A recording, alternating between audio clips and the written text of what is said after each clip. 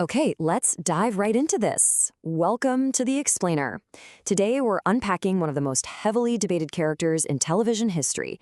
We're looking at the romantic history of Ross Geller, but we're doing it through a completely different lens.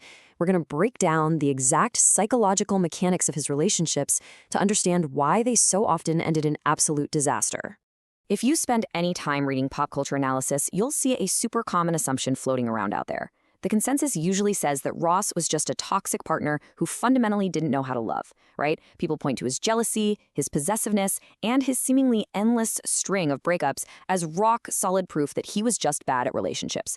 But what if we've been reading him wrong this whole time? What if his inability to hold on to a relationship wasn't because he lacked love, but because of something entirely different?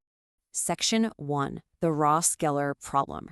So we need a bit of a paradigm shift here. To really grasp what's going on, we have to redefine a core concept: sabotage.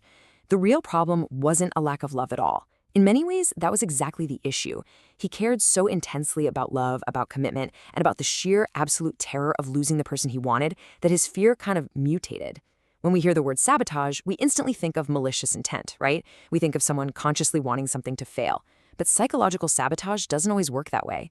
Sometimes people sabotage their relationships while desperately, frantically trying to save them. As we'll see, Ross's most destructive actions were actually anxious attempts to protect himself from loss. Section 2, Case Studies in Chaos. To prove this psychological theory, we really need to look at the evidence of Ross's past relationships. Let's walk chronologically through his relationship pattern. Everything, and I mean everything, originates with a devastating loss. His first marriage to Carol ended when she left him after coming out as a lesbian. That foundational trauma totally set the stage. From that point on, whenever Ross entered a new relationship, whether it was Rachel, Emily, Elizabeth, or Mona, he wasn't just dating them. He was constantly fighting the terrifying possibility of history repeating itself. Now, what's really interesting about this is how it reframes one of the most famous storylines. Remember when Rachel starts working with Mark? Ross becomes deeply, deeply threatened. He responds by flooding Rachel's workplace with flowers and even sends a singing barbershop quartet. On the surface, the sitcom framing makes it look super romantic. But underneath, it is pure anxiety. Ross isn't simply expressing love here, he's trying to establish security by marking his territory and controlling the threat of Mark. It's an anxious need for control just masquerading as romance. And that intense fear eventually contributes to the infamous "we were on a break" disaster. Let's break down his choice to sleep with Chloe for a second. After the massive fight with Rachel, he feels utterly devastated and angry. But the real psychological tell is what happens afterward. Even if Ross genuinely believed they were broken up, he knows Rachel would experience it as a massive betrayal. But instead of giving her honesty and space, he becomes totally obsessed with preventing her from finding out. He chooses short-term protection over long-term trust because the fear of her reaction completely overrides his integrity. He builds an emotional defense rather than just facing the music. But Rachel isn't the only casualty of this pattern. Let's look at the wedding to Emily. Standing at the altar, he accidentally says Rachel's name. I mean, this is a massive disaster, but again, he wasn't deliberately trying to destroy his marriage. Actually, he desperately wanted the marriage to work. Saying Rachel's name was a tragic leak of his unresolved emotional baggage. It was his internal, messy emotional world forcefully colliding with the neat, secure reality he was desperately trying to build with Emily. We see variations of this need for immediate security in his later relationships too. With Elizabeth, he demands this intense level of mature commitment and certainty before the relationship has naturally earned it, eventually ending the whole thing when he can't see a guaranteed permanent future.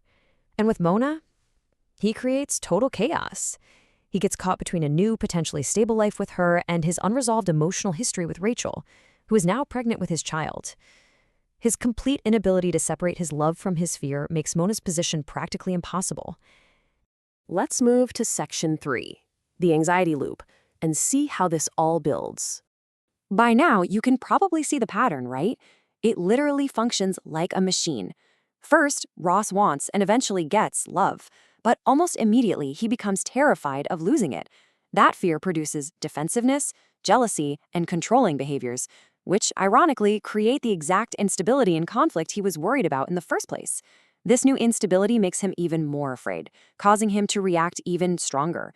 It is a really tragic irony. His desperate attempts to establish security directly manufacture the exact instability he is so terrified of. The fascinating part here is that Ross isn't the only one with baggage. Every single character has a relationship weakness. Chandler is terrified of commitment. Monica struggles heavily with control. Rachel leans into emotional impulsiveness. But Ross's specific psychological flaw is unique. His weakness is a desperate, relentless demand for absolute certainty.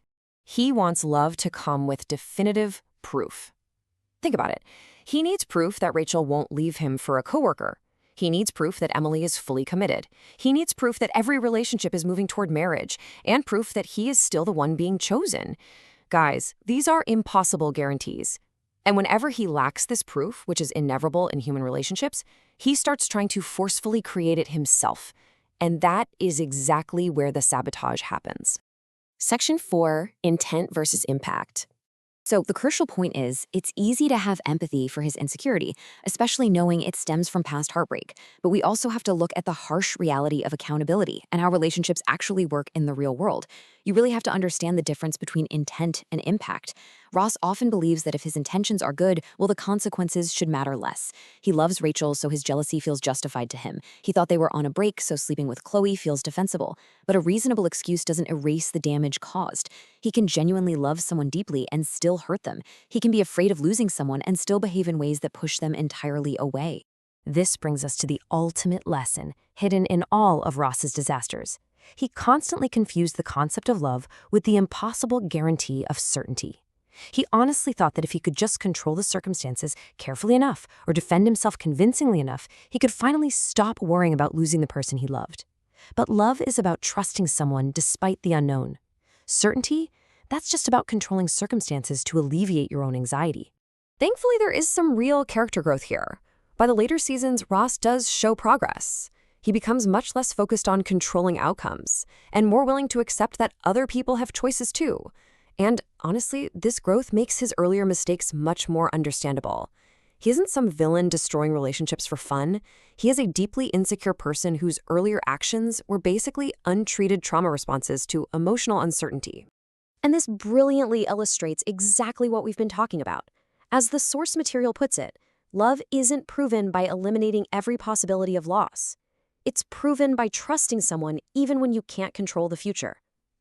Ross literally spends his entire romantic life trying to eliminate the possibility of loss, and it takes him years to learn this universal human truth the hard way. Which leaves us with a final, pretty provocative thought. It's super easy to judge Russ Geller, but his story feels familiar because at the end of the day, we all understand the fear of losing someone. So look at your own actions the next time you feel insecure. Ask yourself, do you truly love them, or are you just trying to control the uncertainty of losing them? Take a moment to really reflect on that. Thank you so much for joining me for this explainer. If you enjoyed this psychological deep dive, make sure to subscribe for more character breakdowns, and I will absolutely see you next time as we uncover more fascinating truths hidden right in front of us.